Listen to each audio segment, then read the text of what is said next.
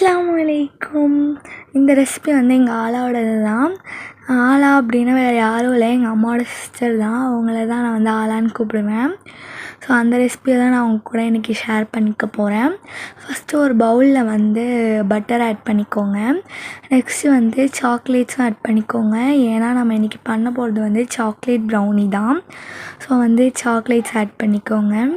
Next வந்து ஸ்டவ்வை low ஃப்ளேமில் வச்சுட்டு நல்லா வந்து இதை வந்து மெல்ட் பண்ணிக்கோங்க. ஸோ அப்போ தான் நமக்கு வந்து மிக்ஸ் பண்ணும்போது கரெக்டான கன்சிஸ்டன்சியில் வரும். இந்த அளவுக்கு நமக்கு வந்து மெல்ட் ஆகணும் அந்த சாக்லேட் பட்டர்ஸ் எல்லாமே. நெக்ஸ்ட்டு வந்து ஒரு பவுலில் வந்து 1 எக் ஆட் பண்ணிக்கோங்க. நீங்கள் வந்து ஹை குவான்டிட்டியில் பண்ணுறீங்க அப்படின்னா வந்து 2 or 3 எக்ஸ் கூட ஆட் பண்ணிக்கலாம். நெக்ஸ்ட்டு இதை வந்து நல்லா வந்து மிக்ஸ் பண்ணிக்கோங்க. அதுக்கப்புறமா இந்த கன்சிஸ்டன்சிக்கு வந்ததுக்கப்புறம் நம்ம வந்து கோகோ பவுடர் ஆட் பண்ணணும். அதையுமே வந்து நல்லா வந்து மிக்ஸ் பண்ணிக்கோங்க. நெக்ஸ்ட்டு வந்து இந்த கன்சிஸ்டன்சிக்கு வந்ததுக்கப்புறமா வெண்ணிலா எசன்ஸ் வந்து ஆட் பண்ணிக்கோங்க. எதுக்காக வெண்ணிலா எசன்ஸ் ஆட் பண்ணுறோன்னா அது நல்ல ஒரு டேஸ்ட் கொடுக்கும்.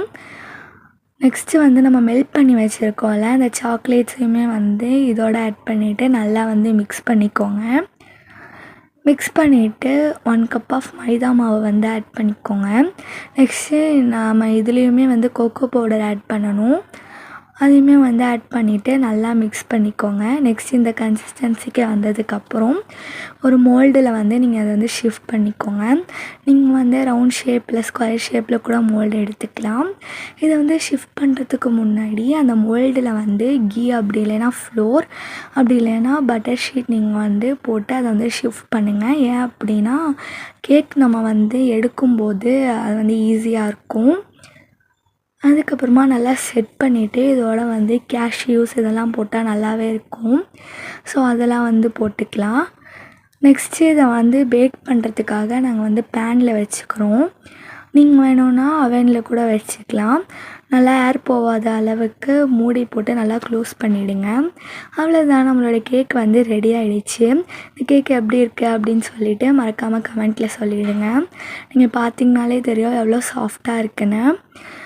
இந்த வீடியோ உங்களுக்கு பிடிச்சிருந்துச்சுன்னா லைக் பண்ணுங்கள், ஷேர் பண்ணுங்கள், மறக்காமல் நம்ம சேனலை சப்ஸ்கிரைப் பண்ணிக்கோங்க. இன்ஷா அல்லாஹ் நெக்ஸ்ட் vlogல பார்க்கலாம். அஸ்ஸலாமு அலைக்கும்.